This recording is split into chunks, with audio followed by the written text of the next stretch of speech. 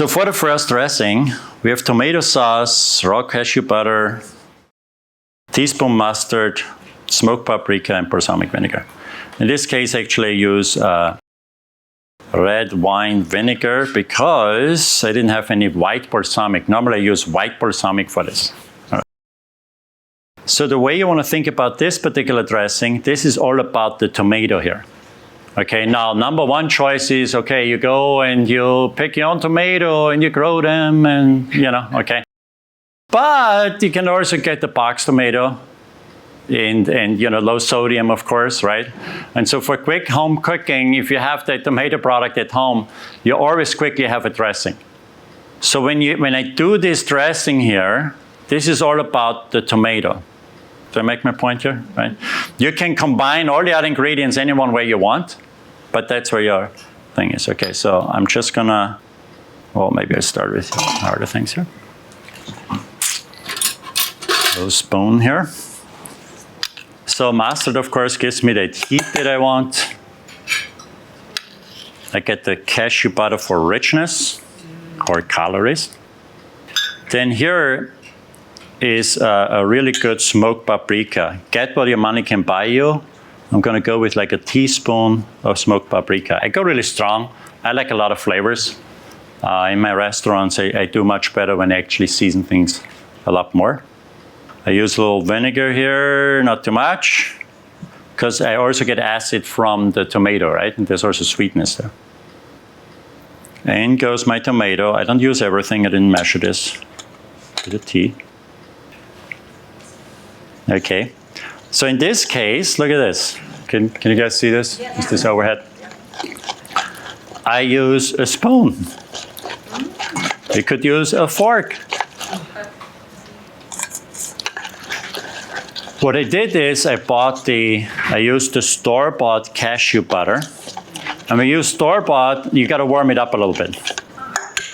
Okay? So I still have a little bit chunks in there. I don't really mind that because by the time I put this in my salad, I get a little bit different flavors there. Like that mustard is actually gonna kick in a little bit, right? Okay, bam. Oh, I gotta like sit down here now, okay? This was a big job. Okay. Actually, you know what? I'm gonna do one quick thing here. I should taste it, right? Is anybody gonna eat this?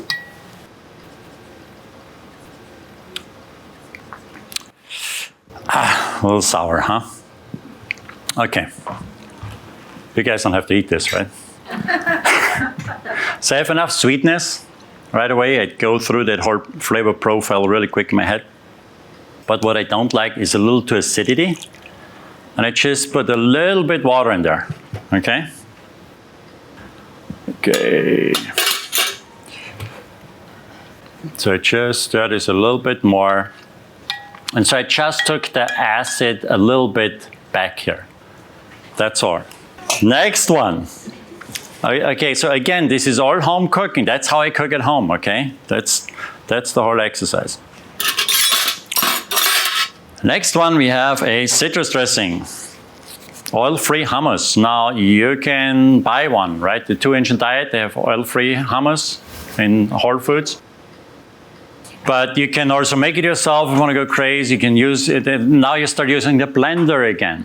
Okay, now you can use it with water and orange juice and any kind of flavor you can come up with. I don't really care. What the point of it is that this gives you the viscosity. This is the replacement for oil. Yes. That's why I use hummus. And you can use as many different dressings as you want. So just when you look at the tomato ingredients, I could use that with the hummus as well. Smoked paprika, mustard, yada, yada, yada. Okay? So, let me try this. Hummus right here. Oh. Just good plain hummus. Then what else does it say here?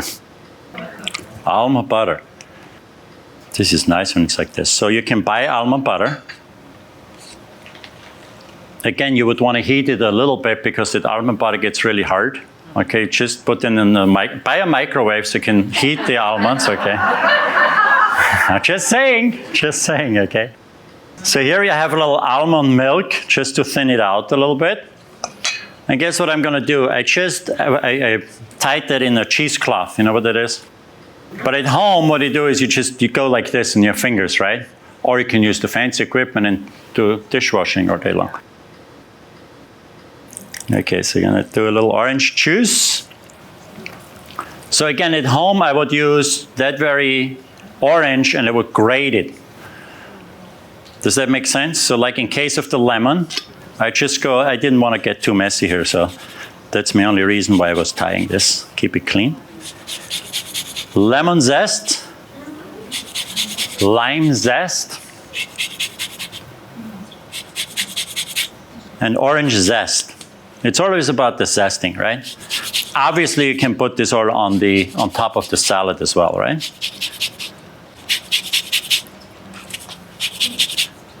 All right. Tap, tap. I'm gonna move this down here. Okay, so the flavor is basically coming from the orange lemon lime zest. The actual, when you just squeeze the lime, that's really just the acid, okay? Orange is more sweetness, okay? So that's how I think about it. I don't think I'm gonna get much lime flavor from the lime juice. I'm getting it from the lime zest. That's why we're always doing this. Okay, so I have lemon, lime, orange. I have the hummus. I have the almond milk. And you can use any kind of milk or you could just use water. Okay, it's really just to thin it out. So it becomes thick and it becomes like a Caesar-like dressing. Can you see this here?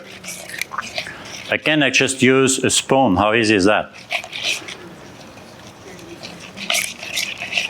There we go. So to also make that, make you see that the whole idea is normally I would leave that salad right in the bowl here, or the dressing, and now I put the salad right in here, okay? But for a little demonstration, I'm gonna separate it out. So maybe it's a little easier to follow that, okay?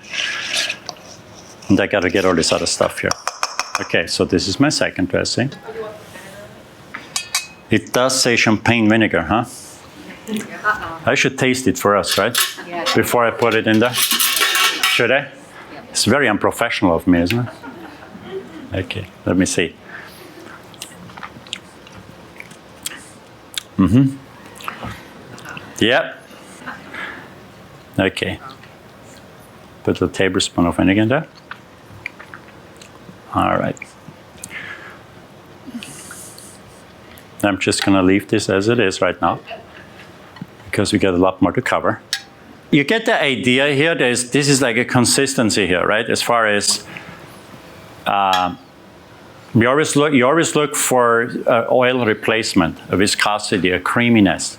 Okay, and here we have done it with tomato, and we have done it with the hummus. We have done it with the raspberries. And next is a miso dressing. So we have almond milk, ginger. So here I have miso, plant miso. You don't want to use too much, which I just have in here. That's going to get too salty for you. And I've grated ginger, but I want to show you how easy this is, okay? So even for home cooking, you get peeled ginger, right? Do you guys get peeled ginger? It's actually ginger, I had to peel it. But it's so all you do is you can use a spoon. Do you ever do that? You peel the ginger with the spoon? And then you get into all these little nooks and you can save everything, right? So you get all the ginger that you can save, okay? So all this is peeled ginger right now, and I use my little shredder here, and I go right in there like this. See how easy this is? Really cool, right? Best part is I didn't have to clean it because the lime and lemon zest is going to help me with this dressing as well, okay? But this also helps out. It creates a little bit more viscosity again, and it gives me spiciness. The obvious ginger flavor, everybody loves that. But really, in this case, I'm looking for creating a creaminess without using the blender. Took me years to figure that out. Okay. So let's see here. So we got a little tahini, not too much. Again, you could make your own tahini at home if you want to go and do it, by all means, right? You'd use the blender or these things. When I buy it for me, and I got 2 kids and 3 restaurants, and it's always busy. I just buy it and I just drain off all the oil from top of it because it all sets up, right? And then I scoop out just the tahini itself, just the sesame paste itself, right? But whole sesame would be the best choice. Okay. All right, so put that in there. We got the ginger in there. We got some sort of vinegar. I keep forgetting the vinegar, huh? All right, and I use a little almond milk here, just to thin it. Now, you don't necessarily have to do the almond milk. So this is a much lighter one. If you take a look at this, this is a little bit more runny. But I may do a warm salad with it, and so I reduce it. Again, so I just do this with the spoon here. Remember, when you use ginger, the longer it sits, the spicier it gets. Okay, so I used to work at Wolfgang Puck, and we had this one dressing where all we did is just vinegar and a little soy and jalapeno pepper and ginger, just a little bit ginger, and you let it sit for 24 hours. And it tastes like one of those ginger juices. It's incredible because it all leaches out, okay? So this is a good dressing to make right up front and let it sit a little bit for sure. Okay, I taste this again. Oh, I've got knives here. All right.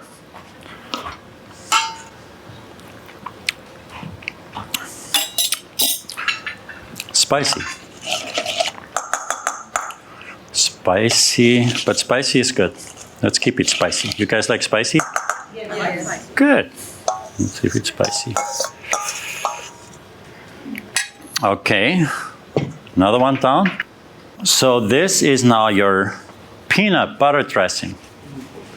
Okay, so we have peanut butter, we have Madras curry, we have tamari. I use very, very little with the tamari. You want to have a light sodium tamari, lime juice, rice vinegar, and warm water. And really, we just put everything in there. Okay. I think you all have all these recipes, right? So that's easy enough. The curry, you want to toast a little bit, okay? Get a good Madras curry, whatever your money can buy, right? You can go crazy, order it online, and throw everything out every 6 months if you want to do that. But my recommendation is toast it. The toasting is really where it's at. Don't give up on these spices until you actually refresh them. You activate them when you're toasting them, right? So all I would do is I turn this on a little bit, put a spice in there. I stand right here. You don't go anywhere, right? You just toast, toast, toast, toast. And when it becomes aromatic, you instantly take it off and take it out of the container. Otherwise, it burns and turns bitter. So I have my toasted curry here. Now, if you don't toast it, what happens is it's a little bit lighter, the flavor, obviously. And it may be a little bit more bitter. You ever notice that when you don't toast spices, how that's you get a little bitterness there? But not all bitterness is bad, okay? So here again, I cheated. Since I have a microwave, I used my microwave and warmed up the peanut butter, okay? Yeah? All right. So in this case, this is still a little bit stubborn. I can do 2 things. I can keep stirring like here. Do you see this? This is broken. Anybody sees that? It's the sauce is broken? Yeah. Yeah? This is terrible, right? We don't want to have a broken sauce. So then we do a little trick here. I just warm it up a little bit. What do you mean by broken? The fat separates from the vinegar and the water. Okay. Because the water was ice cold and the vinegar was ice cold, and so the peanut butter was warm. Okay, so I'm emulsifying. You ever hear about emulsifying? That's what we're doing here. Can you see this? Where is it? You see this like magic, huh? Yeah. God, I'm good, huh? All right. See what my wife thinks about that.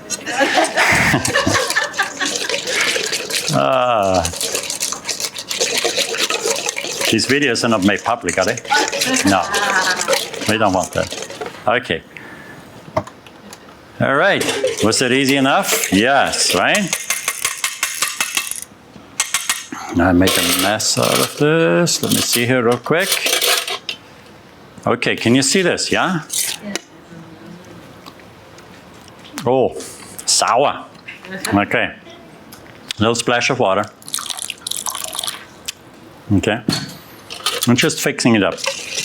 Now, in this case, I used a little too much tamari. And if I had everything here, what I would do is, so it's too salty a little bit for me, okay? So what I would do in this case is I put a little bit more peanut butter in there, I doctor it up, right? A little more water in there, and you just thin out the saltiness and the acidity. It's you always got to think, always taste it, think it through, how can you fix it, okay? That's the whole idea.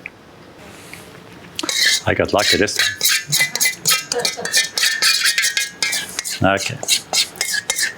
Voila, we're done, finished.